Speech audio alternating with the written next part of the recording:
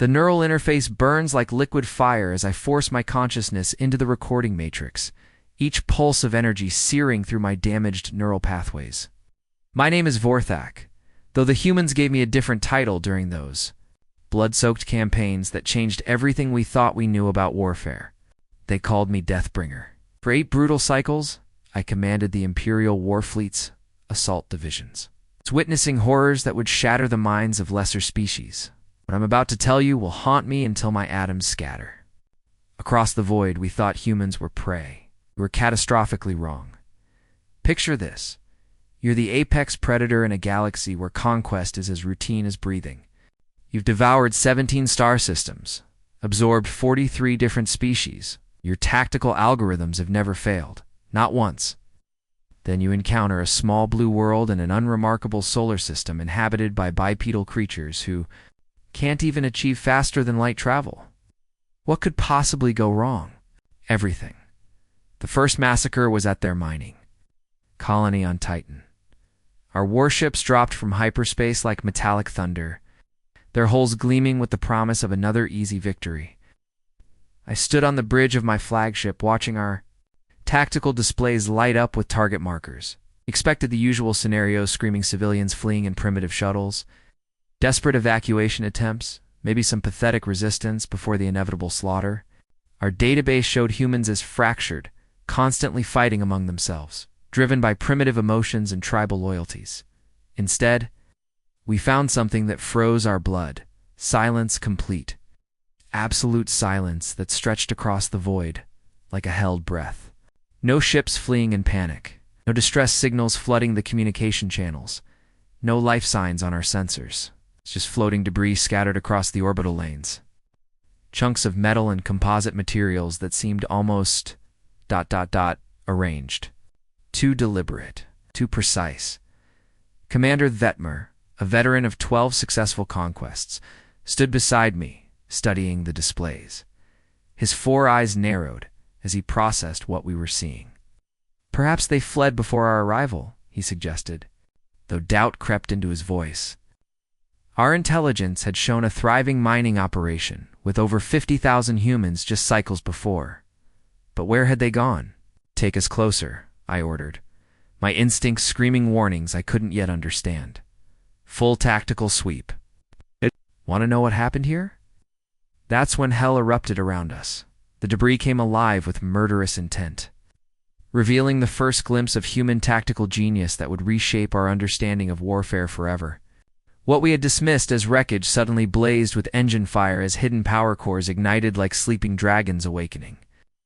These weren't the remnants of destroyed vessels. They were human ships that had been powered down to near absolute zero, mimicking dead metal floating in space. But they weren't escaping. They were attacking with suicidal fury that defied every military protocol we'd ever encountered. Each ship became a guided missile, accelerating toward our destroyers at full burn with their crews still aboard. The first impact sent shockwaves through our formation as a human mining vessel. Its hull, reinforced with jury-rigged armor plating, punched through the shields of our cruiser dominator. The explosion that followed was so brilliant it temporarily blinded our sensors. Through intercepted communications, I heard the voice that would haunt my dreams for cycles to come. Captain Jake Morrison, a former mining engineer turned resistance leader, piloted the lead human vessel. His final transmission crackled through our communication systems. For Earth, for our children, make them remember this day. The fury in his voice wasn't just anger, it was something deeper, more primal. It was the sound of a species that had been backed into a corner and decided to fight back with everything they had. Know what's terrifying about humans? They don't just fight, they learn. They learn fast. In 18 minutes of absolute carnage, we lost 37 ships to what they called kamikaze runs. I watched seasoned warriors, veterans of a dozen conquests, who had never known defeat, stare in horror as human ships transformed into weapons of pure vengeance. These weren't military vessels. They were miners, engineers, ordinary people who had decided that death was preferable to conquest. The tactical brilliance was horrifying. They had studied our approach patterns, analyzed our shield configurations, and calculated exactly how to maximize damage with minimal resources. Every impact was precisely targeted at our most vulnerable points. They weren't just dying, they were teaching us fear. But the worst was yet to come. Lieutenant Sarah Coleman's fighter craft, some modified or hauler that should have been destroyed, by our point defense systems, somehow punched through our flagship shields. I watched in slow motion as her vessel spiraled through our defensive fire, taking hit after hit, but continuing its death spiral toward our hangar bay. The explosion that followed when her engine core detonated inside our hull killed 300 of my best soldiers in a single, brilliant moment of human fury. The silence that followed was deafening. Across 17 different species and 43 conquered worlds, we had never encountered anything like this.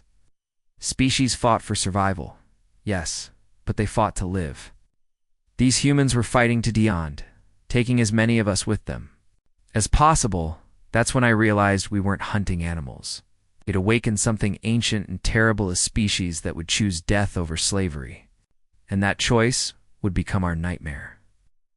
The emergency reports flooded in from across our fleet, casualty numbers that should have been impossible, damage assessments that made no tactical sense. How could primitive humans inflict such devastating losses on the most advanced military force in the galaxy? The answer was simple and terrifying. They had turned their desperation into a weapon as we retreated to regroup. I looked at the tactical displays showing the debris field that had once been both our ships and theirs. Humans had lost everything: their colony, their ships, their lives. But they had also sent a message that would echo across the galaxy. We were not invincible. That was just the beginning of our education in human warfare. And trust me, the lessons were about to get much more painful. Want to understand how small actions can create massive galaxy-changing results? Check out my next video about the power of compounding, because what the humans taught us about exponential growth will blow your mind. The second campaign taught us that everything we knew about human psychology was a lethal miscalculation that would cost us more than ships and soldiers. It would cost us our certainty. Our xenobiologists had spent cycles studying their intercepted communications, analyzing their entertainment broadcasts, dissecting their bloody histories with the precision of surgeons. The data painted a clear picture. Humans appeared fractured, beyond repair, constantly warring among themselves, driven by primitive emotions and tribal hatreds that made them weak. We expected them to crumble under pressure like every other species before them. Instead, we gave them something to unite against. That something was us. Picture the most devastating mistake you've ever made in your life, and multiply that by the complete destruction of everything you thought you knew about warfare. That's what happened when we decided to take Mars. The siege of Mars lasted 49 days of continuous slaughter that redefined our understanding of what humans were capable of when pushed to their absolute limit. Our ground forces had taken the primary cities within hours: New Angeles, Olympus Base, the mining settlements that dotted the red planet's surface. Our tactical displays showed green across the board. Victory achieved. Mission accomplished. But the humans kept fighting. They fought from underground networks that seemed to stretch across the entire planet like a vast nervous system designed for one purpose: killing invaders. These weren't hastily dug foxholes or temporary shelters. They had spent decades preparing for this moment, turning their entire world into a fortress of death that would make our conquest Pyrrhic at best. What terrified us wasn't their resistance. We'd faced desperate last stands before. What made my blood run cold was their horrifying adaptation speed.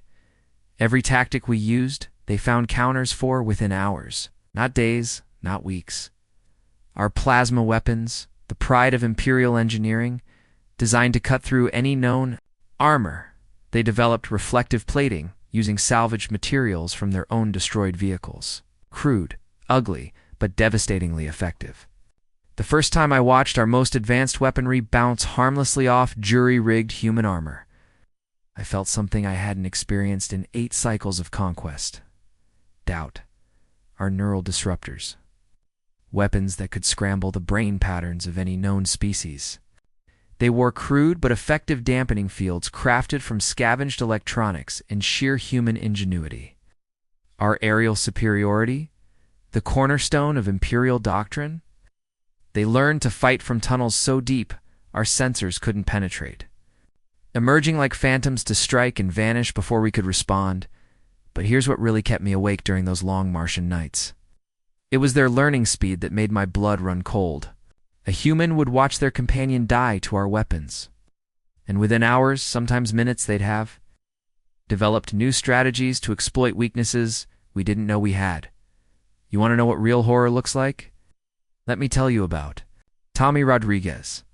12 years old, by human standards, barely past juvenile by any reasonable measure. This kid lived in the underground warrens beneath New Angeles, surrounded by the constant thunder of our bombardment and the screams of the dying. He should have been cowering in fear, begging for mercy, maybe crying for his parents. Instead, he was studying us. I watched through our combat feeds as this child disabled, one of our war mechs using nothing but scavenged parts, and an understanding of physics that our most advanced engineers couldn't replicate. He had observed our machines for weeks, learning their movement patterns, identifying their weak points, calculating angles and force vectors in his head while plasma fire rained down around him, the improvised electromagnetic pulse device. He, built from broken communication equipment and power cells, should have been impossible. Our engineers later spent days trying to understand how he had bypassed 17 different safety protocols with components that weren't designed to work together. Tommy Rodriguez died moments later, cut down by our security forces as he tried to escape, but not before transmitting the technique to every human fighter in the city through their underground communication network. Within hours, we lost 47 more war mechs to similar attacks. A 12-year-old had just taught an entire resistance cell how to destroy our most advanced weapons, and he was just one of thousands. Colonel Michael Stevens led the underground resistance in New Angeles. He embodied everything we hadn't understood about human warfare. This wasn't some career soldier or military genius. He was a former construction engineer who had learned to fight by watching his world burn.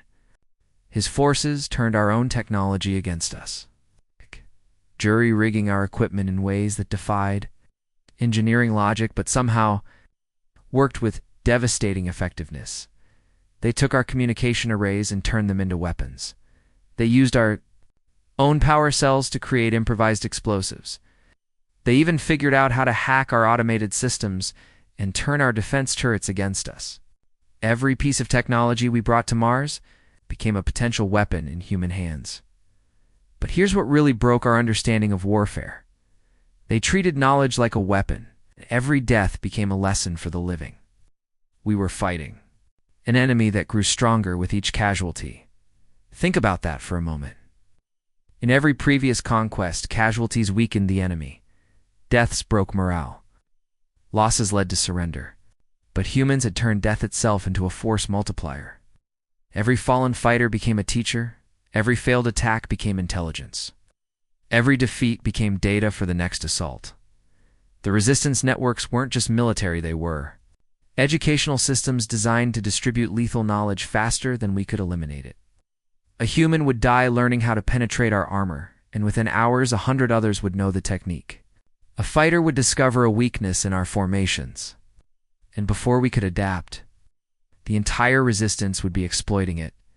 We were fighting an enemy that evolved faster than we could kill it.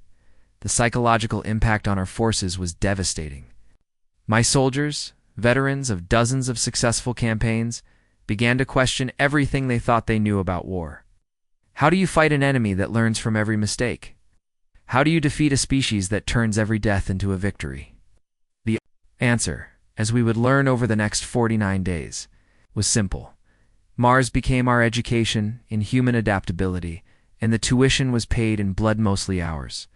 What we thought would be a simple occupation became a master class in how a seemingly primitive species could outthink, outmaneuver, and outlast the most advanced military force in the galaxy.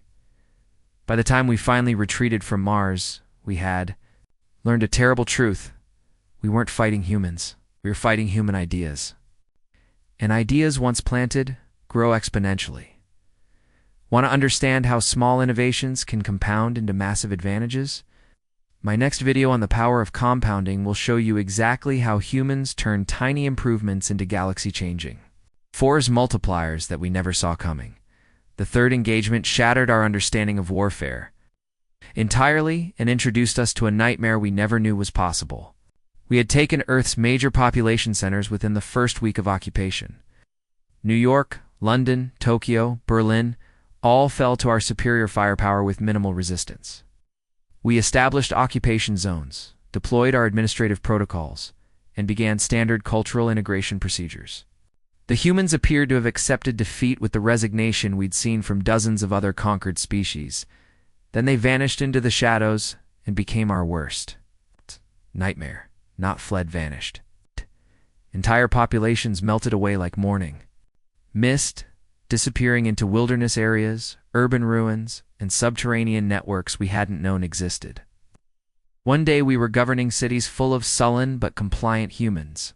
The next morning we were occupying empty shells, while millions of people had seemingly evaporated into thin air.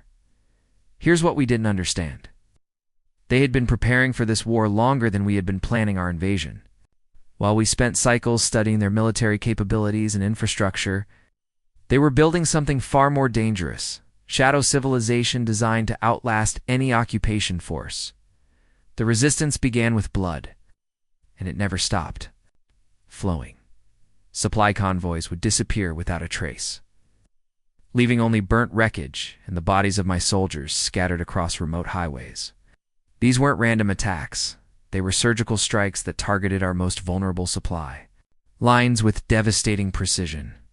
The humans had mapped every route, timed every patrol, and identified every weakness in our logistics network patrol units would venture into. Appeared to be empty territory and simply vanish. You'd find their armor later, empty shells with no sign of the occupants, just pools of acidic blood and the stench of death that hung in the air like a promise of worse things to come. The psychological impact was immediate and devastating. My soldiers began to fear patrol duty more than direct combat. But here's what made it truly terrifying. They had turned their entire planet into a weapon against us. Every forest could hide. A sniper who knew the terrain better than any tactical map. Every building might be booby-trapped with explosives that would detonate days or weeks after we'd cleared the area. Every civilian could be gathering intelligence for the next attack, studying our movements with the patience of predators. You want to know what real fear looks like? Try occupying a planet where the ground itself wants to kill you. Captain Lisa Parker led a resistance cell in the ruins of Detroit, and she embodied everything we hadn't understood about human warfare. A former police officer turned guerrilla commander, she had studied our tactics during the initial invasion and identified patterns we didn't even know we followed. Her forces perfected the art of invisible warfare, striking without warning and vanishing before we could retaliate, like ghosts made of flesh and fury. They knew us better than we knew ourselves, and they used that knowledge to drive us slowly insane. Parker's cell had infiltrated our communication networks, monitored our supply schedules, and even identified the personal habits of individual soldiers. They knew when we slept, when we ate, when we were most vulnerable. They turned our own predictability into a weapon against us. The night terror missions were the worst part of the occupation, and trust me, I've seen horrors that would break lesser minds. We'd sweep through abandoned cities, our thermal scanners showing nothing but empty buildings and the occasional heat signature of vermin. The silence was oppressive, broken only by the sound of our own footsteps echoing through empty streets. Then the attacks would come from everywhere, nowhere. Explosive devices triggered by simple timers would detonate as we passed, turning familiar streets into death traps. Improvised weapons created from household items would rain down from windows and rooftops. Psychological warfare that left my soldiers unable to trust their own senses became the norm. We'd hear voices in empty buildings, see movement in shadows that contained nothing, feel watched by eyes that weren't there. Sergeant Robert Hayes specialized in what they called ghost kills, eliminating our patrols so silently that we'd find empty armor with no sign of struggle, no weapons fire, no disturbance, just the absence of life where life had been moments before. His technique spread across the resistance network like a virus, turning every human into a potential assassin. methodical nature of their approach was what truly broke our morale. These weren't desperate last stands or emotional outbursts.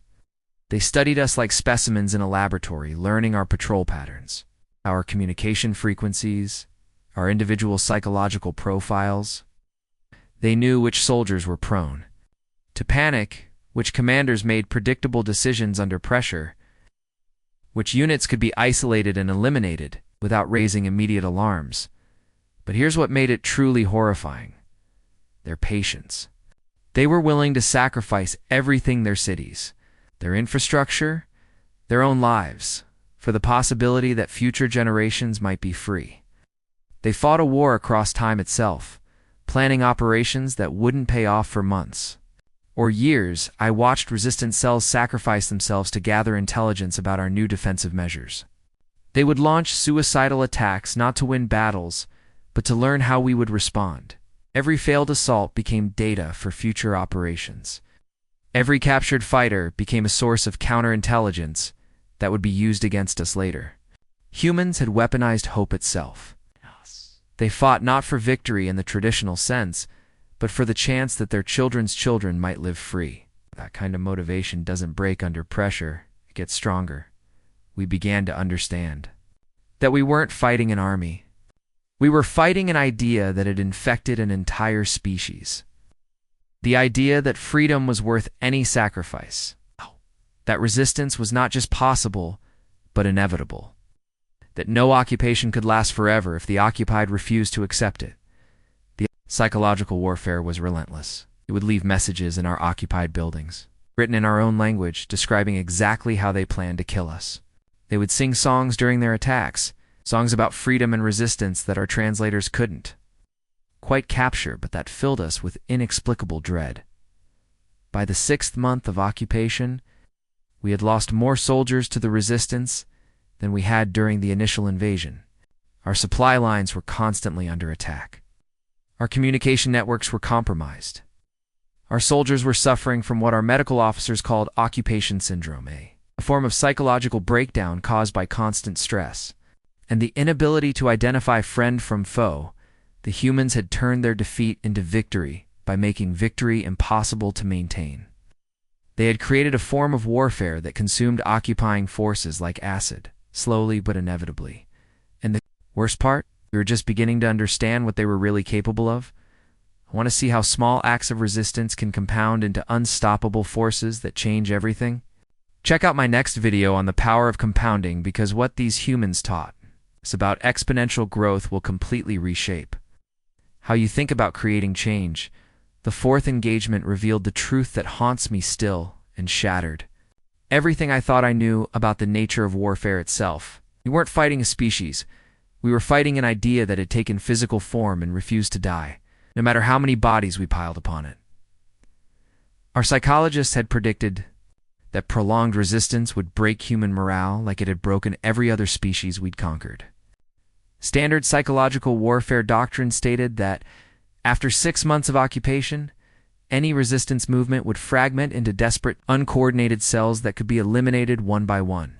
Instead, every loss seemed to strengthen their resolve into something beyond our comprehension. They developed a concept we had no translation for in any of our 17 conquered languages: martyrdom, where individual death became a form of victory. It was a weapon more powerful than any technology we possessed, and it turned our greatest strength into our greatest weakness. Think about the most determined person you've ever met. Now imagine that determination multiplied by millions and weaponized into a force that grows stronger with each defeat. That's what we faced when we discovered the humans had turned death itself into a recruitment tool. I was part of the assault on the facility they called Nor. It became the bloodiest single battle in Imperial history. Deep beneath a mountain, in what they called Colorado, the humans had built a command center that could coordinate global resistance even after their surface civilizations had been destroyed. This wasn't just a military installation. It was the beating heart of human defiance. It's buried so deep in solid rock that our orbital bombardment couldn't touch it. Taking it required 3 full divisions and cost us more casualties than the conquest of 12 other worlds combined. For 72 hours, We threw everything we had at that mountain. Plasma bombardment that turned rock into glass. Seismic charges that cracked the earth itself. Salt troops that died by the thousands trying to breach defenses that seemed to regenerate faster than we could destroy them. But here's what made it truly terrifying. The humans defending that facility weren't just fighting to survive. They were fighting to teach us a lesson that would echo across the galaxy for generations. When we finally breached their defenses through rivers of blood and mountains of corpses, we found something that shattered our understanding of warfare itself. The human commanders weren't trying to win individual battles. They were orchestrating a centuries-long campaign designed to make occupation impossible for any species. Anywhere. General David Thompson commanded the facility, and he embodied everything we hadn't understood about human strategic thinking. This wasn't some military genius or career soldier. He was a former history professor who had studied every successful resistance movement in human history and synthesized their lessons into something unprecedented. He had weapons we couldn't understand. Cultural viruses that infected our own soldiers with doubt about the righteousness of conquest. Information networks that turned our surveillance systems into propaganda tools, feeding our own intelligence back to us with subtle modifications that made us question our own perceptions. And most terrifying of all, a collective memory system. That meant their knowledge and hatred would survive even total military defeat. You want to know what real psychological warfare looks like? Try fighting an enemy that can turn your own thoughts against you. The facility contained archives of human resistance techniques dating back thousands of years. Every successful rebellion, every failed uprising, every tactical innovation, all of it cataloged, analyzed, and improved upon. They had taken the collective military genius of their entire species and distilled it into a curriculum that could be taught to any conquered people. But it was Colonel Amanda Wright, Thompson's second-in-command, who delivered the revelation. That still keeps me awake during the long cycles of exile. She looked at me with eyes that held no fear, only calculation. This woman had spent months in our interrogation facilities, subjected to every psychological pressure we could devise, and yet she emerged stronger than when we captured her. She spoke in our language, learned during her captivity, and her words still echo in my mind with the clarity of prophecy. You can kill us all, but you cannot kill what we represent. Every species you've conquered will learn from our example. We are not the last world you will face. We are the first world that will teach the galaxy how to fight back. The casual certainty in her voice was more terrifying than any weapon. She wasn't making a threat, she was stating a fact. She knew something we were only beginning to understand. Ideas are immortal. And the idea of resistance was already spreading beyond Earth. She was right, and that realization changed everything. Even as we held their world in an iron grip, reports came in from other systems. Conquered species were studying human tactics, adopting human strategies, beginning to see occupation not as inevitable, but as a challenge to be overcome. The Zephyrians, pacified for 2 centuries, suddenly began coordinating attacks on our supply lines using techniques that looked suspiciously familiar. The Korthok Rebellion had adopted human cell structures and communication protocols. The Velthari insurgency was using improvised weapons that matched human designs almost exactly. The humans had done something unprecedented in galactic history. They had turned their defeat into victory by making defeat impossible to maintain. They had created a virus of rebellion that spread through the galaxy faster than our fleets could contain it. Wright showed me recordings from the facilities. Kive's messages addressed to species we hadn't even encountered yet. Instructions for resistance. Tactical manuals translated into dozens of languages. Cultural frameworks that could adapt to any species' psychology. They were leaving a legacy of rebellion that would outlast their civilization. The most chilling revelation was their timeline. They weren't fighting for their own freedom, they knew that was impossible. They were fighting for the freedom of species that hadn't even been born yet. They had accepted their own destruction as the price of galactic liberation. What kind of species sacrifices itself for the theoretical freedom of strangers? What kind of strategic thinking operates on timescales measured in centuries rather than campaigns? The facility's final message broadcast across the galaxy as we destroyed it. To all who suffer under the yoke of tyrants, remember that every chain can be broken, every occupation can be ended, every empire can fall. We go into the darkness so that others might see the light. That message, transmitted in 47 different languages, became the rallying cry for rebellions across 17 star systems. The humans had turned their command center into a martyr, and martyrs, we learned, are impossible to kill by the time we finally secured the facility. We had lost more than soldiers. We had lost the certainty that made conquest possible. The humans had infected us with doubt, and doubt, once planted, grows exponentially. The galaxy would never be the same, neither would we. Want to understand how small acts of defiance can compound into galaxy-changing revolutions? My next video on the power of compounding will show you exactly how these humans turned individual sacrifice into unstoppable momentum that transformed everything. The fifth engagement was the wars in Dandit's beginning. What we thought was victory became our ultimate defeat, and I'm about to tell you how an entire galactic empire fell, not to superior weapons or tactics, but to something far more dangerous, an idea that refused to die. We withdrew from Earth after 18 months of occupation. Not because we were defeated in any conventional sense, we still controlled the major cities. We still had orbital supremacy. We still possessed overwhelming military advantage. But holding the planet was destroying us from within, like a cancer. That fed on our own strength. The constant vigilance required to maintain control had turned our soldiers into paranoid shadows of their former selves. The psychological toll of fighting an enemy that could be anyone, anywhere, at any time. The shopkeeper who sold you supplies. The child who watched you pass. The medic who treated your wounds. It was eating away at our forces, like acid dissolving metal. But the humans weren't finished with us. They had one final lesson to teach about the true nature of warfare.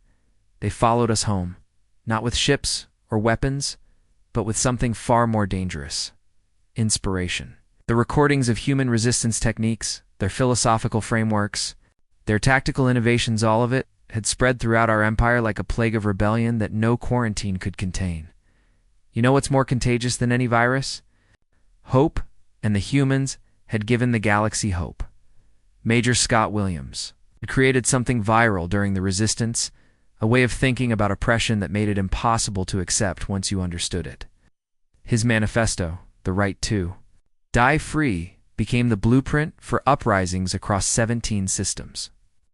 Written in the tunnels beneath Detroit while plasma fire reigned overhead, it contained just 3,000 words that would reshape galactic civilization. The manifesto wasn't about tactics or weapons. It was about dignity. It's about the fundamental right of every conscious being to determine their own fate. About the moral obligation to resist tyranny even when resistance seemed impossible. Simple concepts, but they spread through our empire like wildfire through dry grass. Captain Jennifer? Mason's final transmission before her execution had been broadcast across our empire through hijacked communication networks. Freedom is not given, it is taken. Every chain can be broken. Every tyrant can fall. Her words reached conquered worlds that hadn't seen rebellion in centuries. And suddenly, the impossible began to seem inevitable. Species that had been pacified for centuries suddenly remembered what freedom meant. The Korthok mining colonies, subjugated for 300 years, began coordinating work strikes using human cell structures. The Velthri agricultural worlds started sabotaging food shipments to Imperial forces. The Zephyrian industrial complexes turned their manufacturing capabilities toward producing weapons instead of consumer goods. The rebellion began slowly, but grew according to patterns we recognized from Earth. A transport here, communication relayed there, but it multiplied with terrifying speed. Each successful attack inspired 10 more. Each fallen tyrant proved that tyrants could fall. Its liberated world became a beacon of hope for others still in chains. What we had learned on Earth, spreading like a virus through our empire. The knowledge that resistance was not only possible, but inevitable. That occupying forces, no matter how powerful, could be worn down by sustained pressure. That every empire, no matter how vast, contained the seeds of its own destruction. But here's the truly terrifying part. The humans had taught these lessons while losing every major battle. They had turned defeat into victory by redefining what victory meant. Now I sit in exile, neither fully imperial nor fully human, recording these memories as the empire burns around me. The capital worlds have fallen to rebellion. The outer colonies have declared independence. The military commands that once ruled, 17 systems now control barely 3. Those are under constant attack. The war officially ended 3 cycles ago, when the last human city fell to our bombardment, but I know it will never truly end. The humans taught the galaxy something that cannot be unconquered, the knowledge that any system can be resisted, any occupation can be overcome, any empire can fall. We went to Earth expecting to find another world to add to our collection. Instead, we found the end of our age of expansion, not because they defeated us in battle, but because they defeated us in the realm of ideas. And ideas once unleashed cannot be contained by fleets or armies, or walls. The humans lost every major engagement. They lost their cities, their governments, their military, and billions of their people. But they won the war by changing the rules of what war could be. They proved that victory doesn't require winning battles, it requires changing minds. Think about that for a moment. Species that lost every conventional battle ultimately won the war by convincing the galaxy that the war itself was illegitimate. They turned military defeat into moral victory. And moral victories, it turns out, are more powerful than any weapon. I've seen the intelligence reports from across the galaxy. Former imperial colonies are adopting human governmental structures. Resistance movements are studying human tactical manuals. Children on worlds that have never seen humans are learning songs about freedom that originated in the tunnels beneath human cities. The humans may be gone, but their ghost still haunts the galaxy. They taught us all that the most powerful weapon isn't technology or tactics, it's the simple, indestructible idea that no one has the right to rule over anyone else. I end this recording with a warning to any species that might consider conquest. The age of empires is ending. The humans lit a fire that cannot be extinguished, and it's spreading to every corner of the galaxy. They proved that any system based on oppression contains the seeds of its own destruction. The war may be over, but the lesson remains. Some ideas are worth dying for, and those ideas can never truly be killed. The humans died teaching the galaxy how to live free, and that lesson will echo through eternity. What started as a simple conquest became a galactic revolution. What began as overwhelming force met an unstoppable idea. And in the end, the idea won. Want to understand how small acts of resistance can compound into galaxy-changing revolutions that topple empires? Check out my next video on the power of compounding, because the mathematical principles behind human victory will completely transform how you think about creating unstoppable change in your own life.